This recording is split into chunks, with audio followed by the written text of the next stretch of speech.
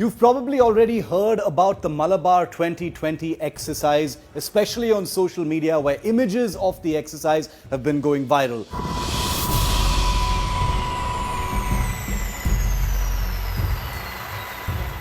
But what exactly is this exercise? Why is everyone talking about it? And why is this particular exercise so important? I'm going to break it down for you and explain to you. First of all, the Malabar exercise is not new. It's been on for many years. It started off as an India-US exercise, a naval exercise where warships of both countries would meet and conduct cooperative drills. But it has expanded ever since, and for the first time this year, it actually includes what is known as the Quad. 4 countries, India, the United States, Japan, and newly Australia, which is participating for the first time as a military participant with a warship. Now, this makes it extremely significant because, of course, the world has completely changed in the last 10 months, owing to the pandemic, owing to Chinese hegemony, owing to Chinese hostile actions in several different areas, not just the South China Sea, but also against Taiwan, against the United States, and, of course, we're familiar with it in India,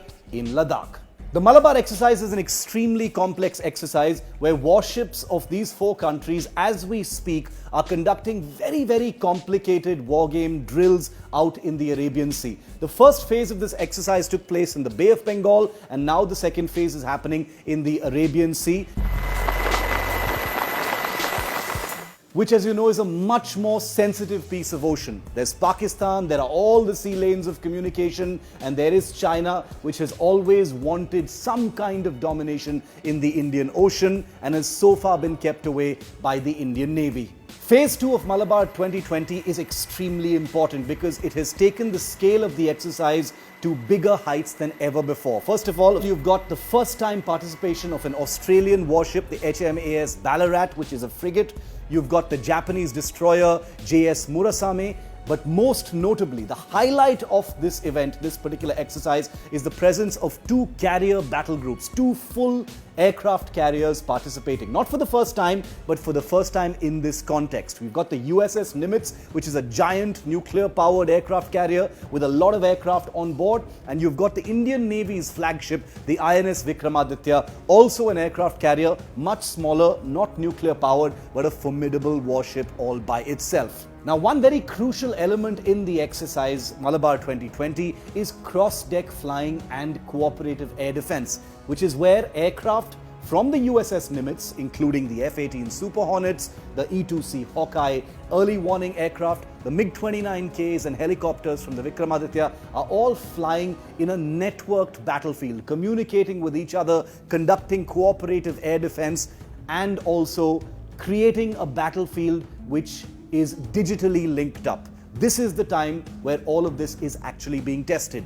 Apart from these 2 super carriers, you've got helicopters from some of the other ships, including Indian destroyers, the Japanese destroyer, the Australian frigate, which are also flying together and conducting a very crucial piece of warfare, anti-submarine warfare. Remember, the Chinese Navy has been trying to make inroads with its own submarines into the Indian Ocean for a very long time. And anti-submarine warfare happens to be a critical aspect of Malabar 2020. And that's one of the reasons why you've got anti-submarine warfare helicopters and aircraft in the air in a most complicated element in Malabar 2020. They're actually flying together and figuring ways to attack submarines that are trying to remain stealthy under the water's surface. For that role, the Indian Navy's INS Khanderi, which is a Scorpion-class submarine, is participating in this exercise as well.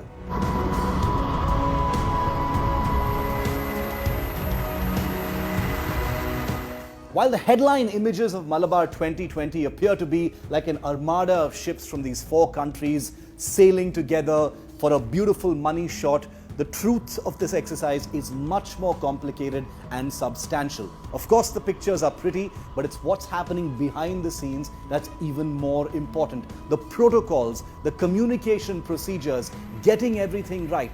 Because if these 4 countries need to come together at some point in the future in a hostile situation against China or against another aggressor, These are the tried and tested procedures that these four countries will be falling back on. So in that sense, this is where it's practice, practice, practice in peacetime.